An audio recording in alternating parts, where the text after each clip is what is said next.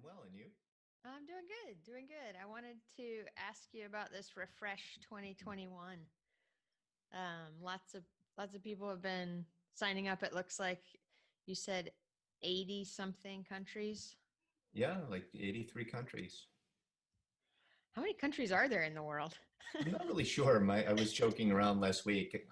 I said, I'm not sure I could name 83 countries. And then I thought about it and I'm like, yeah, I probably could. But that's a Yeah, I lot. probably could get it done. Yeah. Um, yeah, congrats. I want to hear all about it. But before I start digging into that, I want to make sure everybody knows who you are. Um, I first learned of Tom Bouthillet when I logged on to Facebook one day and saw this thing. I think it was probably around 2009, 2010, over a decade ago. EMS12lead.com was one of the earliest kind of med ed blogs that existed. And I was teaching at the time, and I just used it as a resource to pull 12 leads and read your blog posts and things like that. You're the editor of that. I think of it as kind of being your baby through the years. Yeah, I You're, would say so. Yeah, it's kind of defunct now. We don't pay yeah, a whole lot of attention to it anymore. So one of my goals for the next year is figure out what to do with all of that old content, what form it should take in the future, if any. yeah, If it needs to be transitioned to some other format or we just don't know. Everyone's busy, life yeah, takes place, and a lot of change occurs in 10 years yeah. I or mean, more. you're doing new projects now. I mean, you've just kind of you're always creating. It seems like I know there's the South Carolina Resuscitation Academy. I think of that as your creation. I'm sure there's a team around it, but I think of that as another baby of yours. Um, what other stuff have you built? You just build things. It seems like. Well, you could say I have a short attention span, maybe. I don't know, but this one was different in certain ways from the standpoint that there was a kind of a more of a sense of altruism through it, and it was really awesome. Everyone involved just what was cool about Refresh 2021 is almost every single person that we spoke to or interacted with not only agreed to be part of it, but like enthusiastically agreed to be part of it. Hmm. And that was neat. That was really cool. I figured it was something like that because when you start seeing the names, Dr. Antevi, Dr. Pepe, these just people that have contributed so much through the years to dabble in just paramedic CE, or EMS CE. It's neat to see them doing something that has a direct impact to just the provider immediately today. Well, actually, December 15th is when you launch. True. Yeah. So what is that? 9 days? Yeah. Yeah. Are you worried about the launch? I know you have so many people who've registered, like thousands of people. Mhm. Is the back end gonna be an issue, or is it gonna be no issue? I don't think so at all. I think the day before Thanksgiving, when we first put the link out there, Amazon had its first technical problem on the web server end that it's had in like 10 years, and there was a bunch of outage right when we were hoping to get a lot of registration. So that was kind of weird. Mm-hmm. But that was really unusual. And I think that the day before Thanksgiving is just a big internet day, I guess. But no, I think Prodigy in the back end, they don't seem the slightest bit concerned about capacity. So, and their team strikes me as extremely competent, everything that's happened up to this point. So, no, I don't think there's going to be any issues with that, or at least we hope not. When I was thinking about kind of sharing your tweets and things like that, I'm like, man, I hope he realizes how big this is going to be. Like it's a combination of truly like the world experts. You think about airway, like James, Dr. DeCanto is teaching ventilation. I think that's his topic. I know it's an airway breathing topic. Mhm. Um, and then that alone, and then you add on this big, like, and it's free. Right. Yeah. um, Yeah. I think that was probably the most important part because all these folks are very well known and they're all busy and they're always being asked for something. mm, And so I think the fact that they understood that no one was trying to monetize them that we Mhm. weren't trying to package them up and sell them, that we were doing it for all the right reasons, and we were asking them to join in and do it for all the right reasons, made it truly the easiest sell in history. Um, although it was still a huge surprise. I was not really expecting um, the uniformity of how just every single time it was like, oh, great idea. I would love to do that. Thank you for asking me. So that part was really, really nice. What do you make of that? I mean, at the time I thought, wow, don't let anyone ever say that medicine isn't a humble, honorable profession. Mm. I made of it that everyone's had a really difficult year and would like to end it on a very positive note. Or maybe just EMS physicians are extremely nice people. Well, and it's EMS physicians, but it's also others. You've got paramedics teaching, right? You've got I think I saw um, Nick Adams. Is he a paramedic? I think so. And an Yeah. EMS chief, yeah. And Robert Cole and Rami Duckworth. Hmm. But the way things happen, those guys were early in the process. Mm. So what became Refresh 2021, it's not how it had very humble beginnings, right? So in the beginning, I was just trying to create a worthwhile educational experience for my own EMTs and paramedics. And so I just knew that they probably wouldn't want to hear me doing 30 hours of voiceover narration for the NCCR this year. And so I just reached out to some friends and said, hey, would you do me a huge favor? And would you mind teaching, this module? So I asked Peter Antevi if he'd do pediatric cardiac arrest. I asked Remley Crow if she'd do EMS research. And I reached out to the Center for Patient Safety to see if they would do EMS safety culture. And they kind of referred it to Brian LaCroix. And so it started with just like a group of friends and asking, hey, would you mind doing this? Would you mind doing that? And then at some point, Peter was like, it'd be really cool if we could just kind of open this up to everybody. And so he introduced me to James DiClemente from Prodigy. And then unbeknownst to me, Rob Lawrence was their director of like strategic innovation. So all of a sudden Rob was there. And so we formed a steering committee. And then Peter got Paul Pepe involved, which opened up the door to a lot more EMS physicians and things like that. But it just kind of snowballed from there. And Rob and James understood the vision right away. Hmm. To their credit, to throw in pro bono like that. So yeah, I mean, I definitely think everyone involved is just doing it for the right reasons. And I've managed a lot of projects, but I've never managed one that has been this easy to manage, because every single person on the steering committee, everybody showed up, everybody did what they were supposed to do. And I think everyone sincerely enjoyed working together. And so it was a tremendous force multiplier. And so it was a pleasure. A force multiplier. Yeah. What do you mean by that? Well, I mean, I'd be powerless to have accomplished any of this on my own. Hmm. It took, Peter understood that it would need CAPC certification. At first, when he said we need to open it up to everybody, I was like, okay, well, what do we do? Just upload it to Dropbox? And he was hard pressed not to laugh. He's like, no, I think we need a host and it needs to have CAPC certification. And so he let me introduce you to James, and then Rob, and then Brian LaCroix reached out to Keith from Red Flash, and I reached out to Mike Tagman just for good karma. But it's just like, but the group really gelled. I've never felt more relaxed working with a steering committee before, in terms of like, I really felt like I was just hanging out with my friends once a week. Yep. If anyone had an idea or was supposed to do something or something like that, it's like, as a project manager, I just had to nod my head a lot and say, yeah, that sounds like a really good idea. Let's do that. So from that standpoint, it was pretty neat. And then also crowdsourcing, well, who knows a good person that would be good at doing, stroke or something like that. Hmm. Someone would throw a name out there, and I'd be terrible in sales. I'm not good at cold calls.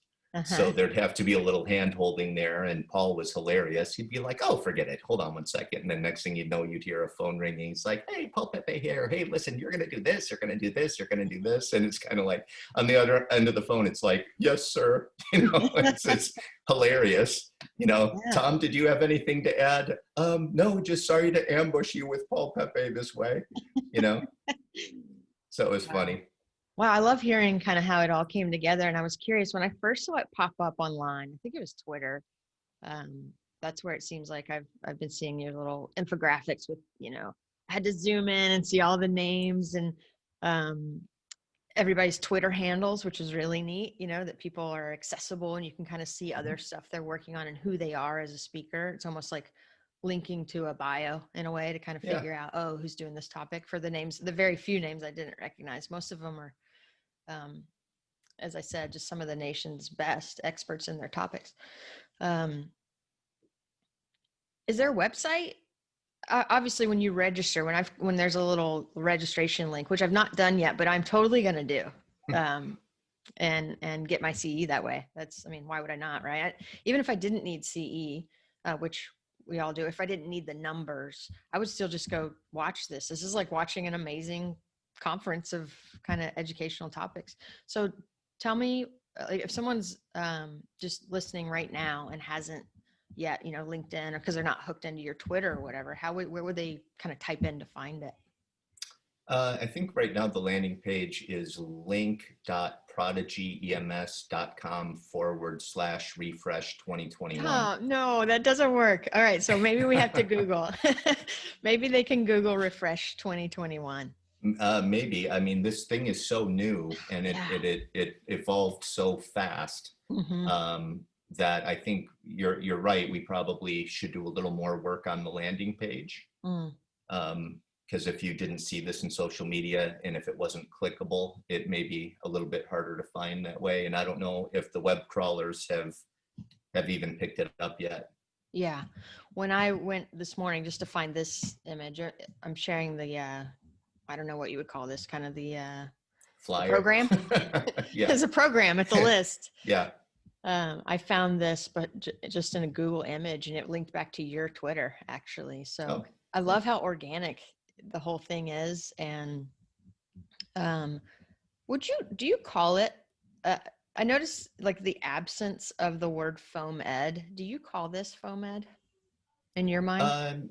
no. I have not explicitly thought of it as foam ed, although to your point about how EMS12lead.com was around in 2009, even before that, we were doing stuff on EMS bulletin boards. So I feel like foam ed has been around since before we had the word or the hashtag foam ed. Mm-hmm. I think it's going to be around after. And so I'm not saying foam ed is a fad at all, but no, I didn't. I have not, specifically thought of this program as foam ed, but it sure is. It sure meets the definition. Mm-hmm.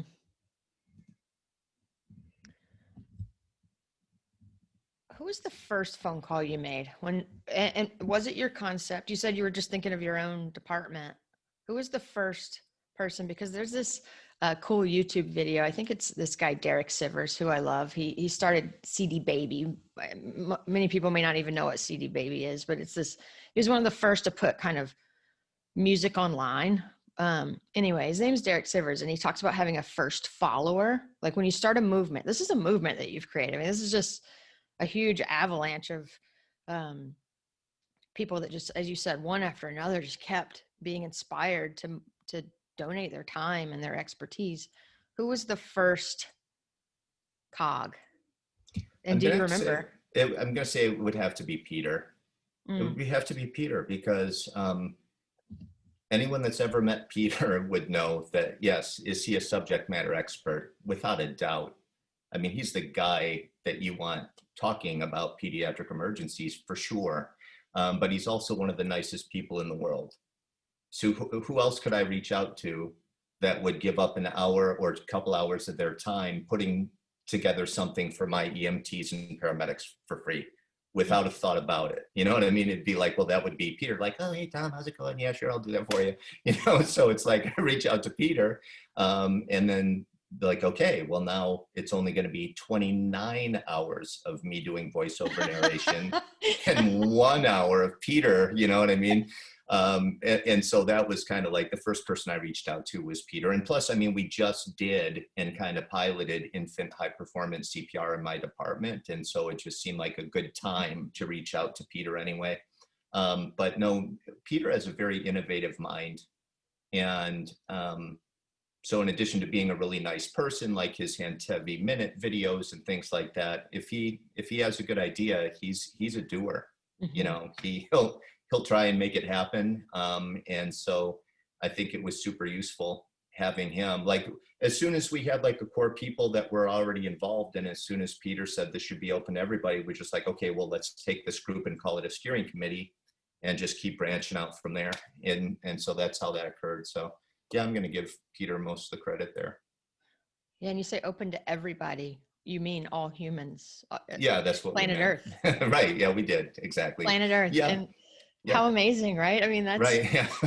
Yeah. I learned that from the Seattle King County Resuscitation Academy, as a matter of fact. I think I went through a period in my life of confusion where, you know, I had started going around and teaching 12-lead ECGs, and then I was doing some other types of consulting, and then I did some stuff in the tech industry, and I would find out what other people, what their daily consulting rate was, and you know, I'd kind of, well, you know, maybe I should be charging this much money, and then, you know, dealing with the Seattle King County Resuscitation Academy and someone like Peter Kudenchuk, who's giving up his weekend to come to South Carolina for free.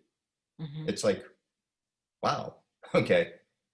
This guy's a practicing electrophysiologist and a medical control physician and a resuscitation scientist, and he's not charging anything, maybe a little bit to cover his food and hotel room.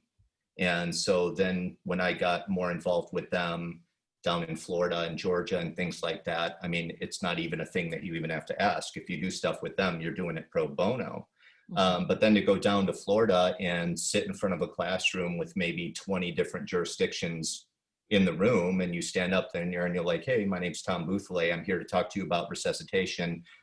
Guess how much I'm being paid to talk to you today? Nothing. As a matter of fact, I took personal time off from work to be here today. That's how much I care about this topic, and that's how much, you know, I care about your success in this area. It's like, you can see it in their eyes. They're like, okay, you've got your 5 minutes. You know, it's like, yeah. I'm willing to be persuaded a little bit more. So there's some kind of power there. There's some kind of authenticity that comes with that. And I also think that people that are smart and busy are being pulled in a million directions all the time.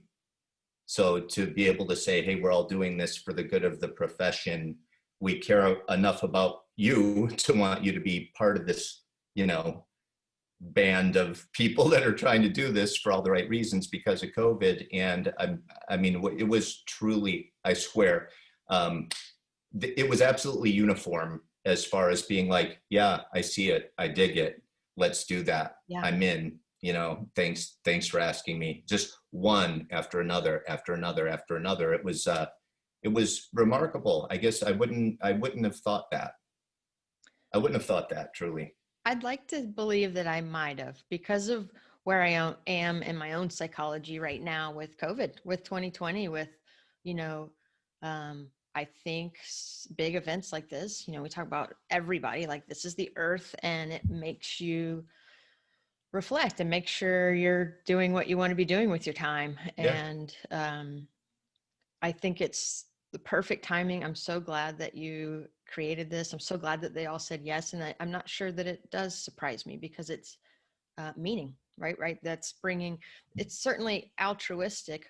And I'm interested in altruism because it's like, sure, it feels like you get that altruistic high people talk about. It feels good to give. But it really is about, like, it has to feel good, right? It's not just self-sacrifice and self-loathing, and they're just like flogging themselves and doing this thing. Like, hopefully the presenters, the speakers, you are getting tremendous meaning out of this too. Like, you're almost legacy type stuff here. like you've built something that's, you talked about that purity early on, and purity in medicine. It reminds us of the purity in medicine. It also reminds me of the purity in education. And when I entered both of those fields and I entered healthcare, I thought, okay, this is going to be so pure, right? We're taking care of sick people, injured people. And you see these little corners that aren't pure. Yeah. And um, it's demoralizing. So then I kind of jumped over to education. I'm like, okay, education is pure, right? We're just teaching, we're Yeah. just transferring knowledge for future generations. And then you see these little corners within education that aren't pure. And so you've combined those two worlds and created something that just inspired me to just get on the Zoom with you and figure out, what's going on for Tom, like what's going on in his life, where is he in his career as a leader to make him want to do something like this. Yeah, I mean, where I'm at in my career is, I say frequently, I'm in the sunset. You know, I've got, I think, 2 years left before I have my time in. I don't know. With that, for listeners that don't, or viewers that don't know, your main gig is you're the Yeah, so I'm the battalion chief of EMS for Hilton Head Island Fire Rescue, and for the past 3 years, I've been the battalion chief of EMS. So I started as a firefighter paramedic and just kind of worked my way up through the ranks. And so for the past 3 years, that's been my role, is overseeing emergency medical services in South Carolina. At the time, it's 25 years before you're eligible to retire with a pension. I think it's 28 years now, but I was grandfathered in. So I've got 2 years left before I could retire if I wanted to. Don't know if I will for sure.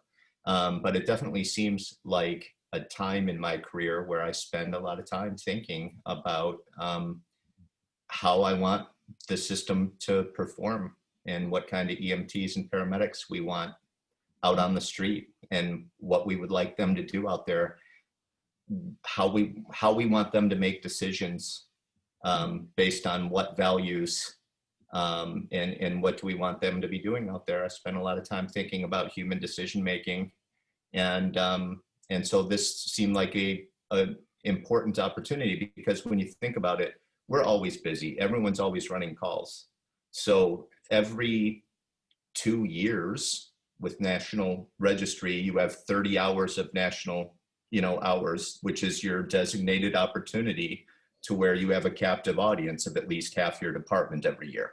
That's how it works where I'm. It's like half my EMTs and paramedics are up for recertification. What do I want to say to them in this 30 hours?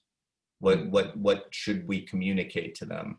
And so the opportunity to have national experts speak directly to them. They've heard it from me already. So it's like to hear Paul Lesage teach crew resource management. I can't wait for you to see that. I can't wait.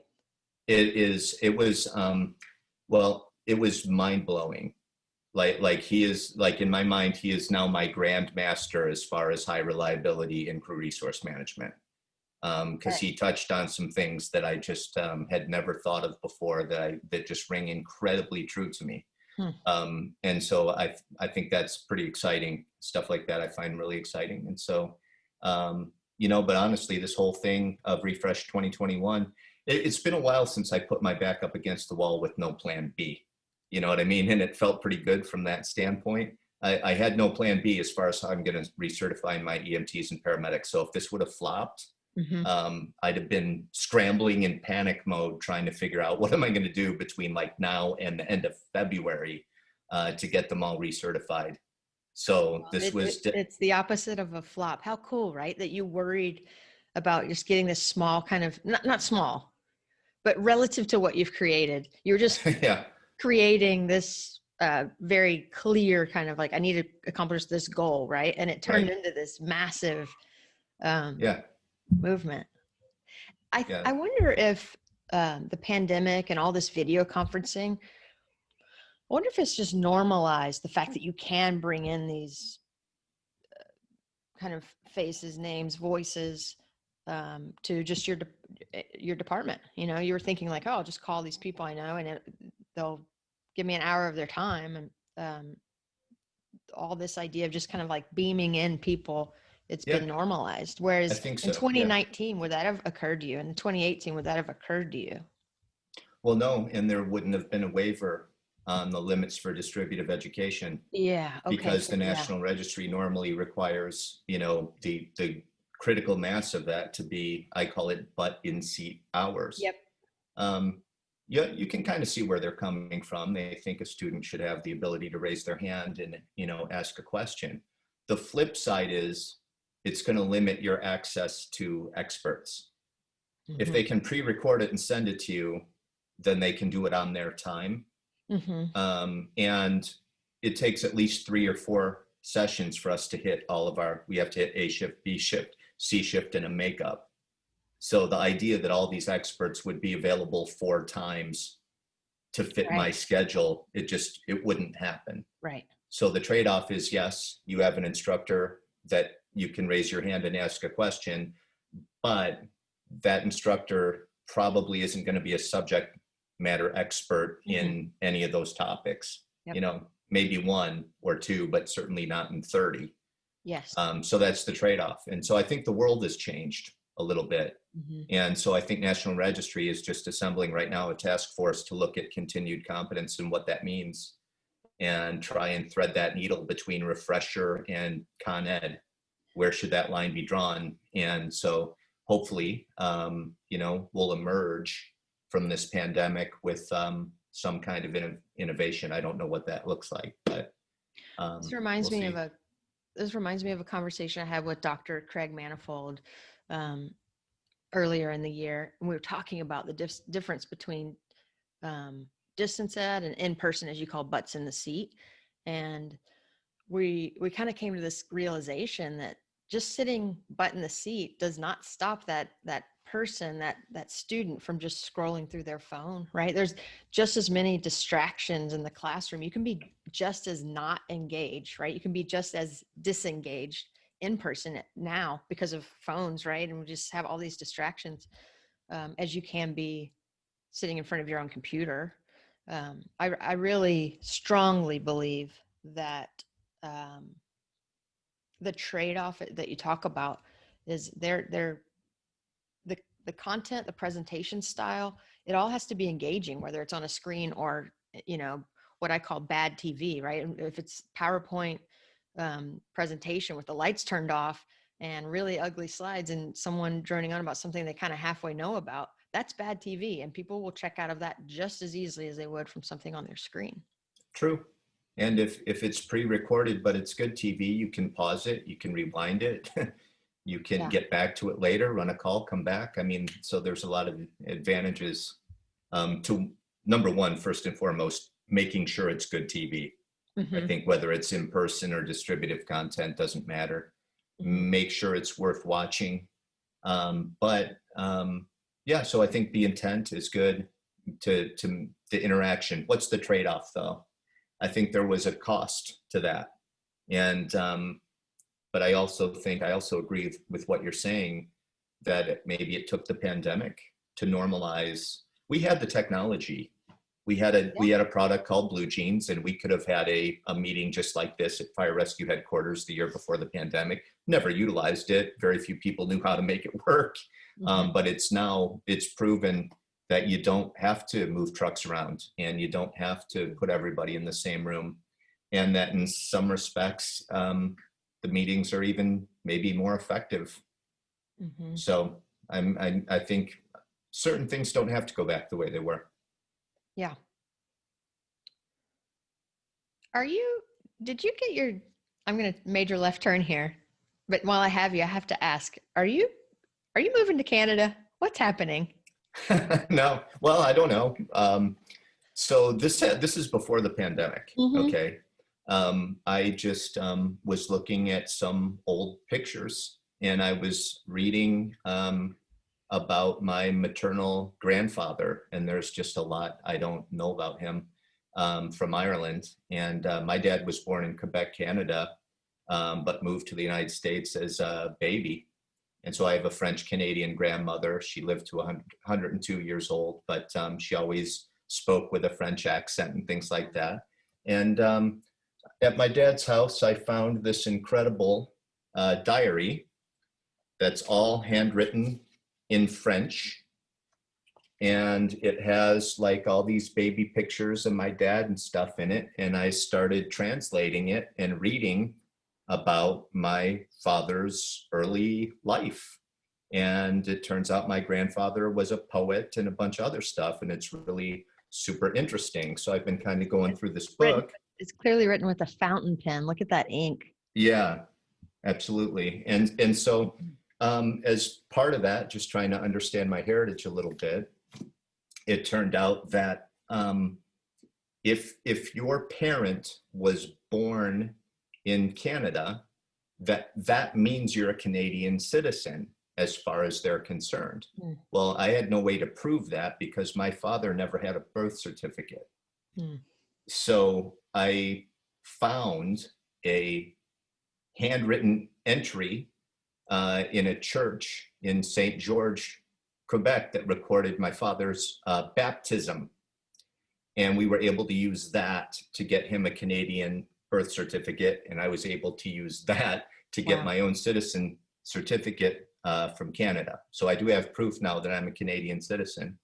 But then I also found out that if you have a grandparent born in Ireland, that you can apply for Irish citizenship. Mm. And since both my maternal grandparents were born in Ireland, I tracked down all of their relevant documents, birth certificates, marriage certificates, things like that. And I sent away for Irish citizenship as well. So I haven't heard from them yet. They're delayed because of COVID. So, but anytime now, I'll get my answer. So I think it looks excellent chance I'll be a citizen of all three nations pretty soon. A citizen, that's a citizen of the world. Like it almost, Yeah. to me, like we've been talking for about 40 minutes now. It's just like this theme that keeps kind of bubbling, right? Is just this global connectivity with unfortunately a virus, right? It's definitely connected us, but also the number of countries that have so quickly found your free refresher. That's pretty neat. I guess it's Twitter. Yeah. It's got to be Twitter, right? Yeah, I think so. Yeah, definitely. So that's the FOAMed connection that you brought up from before. Yeah. Yeah, you see it. You see it in how you brought up Jim Ducanto, the salad procedure. I mean, once you've done it, you realize this is how to decontaminate an airway and ventilate somebody. And anyone in EMS that has done it long enough has had that terrible experience of being unable to ventilate someone that desperately needed it. Yeah. It is one of the most humbling, terrible feelings in all of the emergency medical services. So to have a technique that allows you to quickly and efficiently handle that, you do that and you're like, this is how a soiled airway needs to be handled. Everyone needs to know how to do this. It's really, really important. And so you saw that take off and go worldwide. And so that mechanism, I agree, was there already in Twitter. And so, this is, so maybe that's why it resonated. I don't know. I think so. I think it's the purity, it's the expertise, it's free. Yeah. Thank you for making it. Thanks to everyone that participated in making it. I can't wait. It's one of my most proud things to share about 2020. I made a top 5 list of things I'm happy about that came out of the kind of silver linings of 2020. And it was on that list of just as an educator and somebody that cares about medics out there trying to get CE during this time. And they're about to get some of the best they've ever gotten. Yeah, I hope so. Yeah. I hope they feel that way. Thank you, Tom. I appreciate it. Any direction or anything? I know it goes just kind of logistical things. I'd like to round out with just making sure if there's any messages about logistics, kind of housekeeping stuff, we get that out. So December 15th, it goes live. People can register now.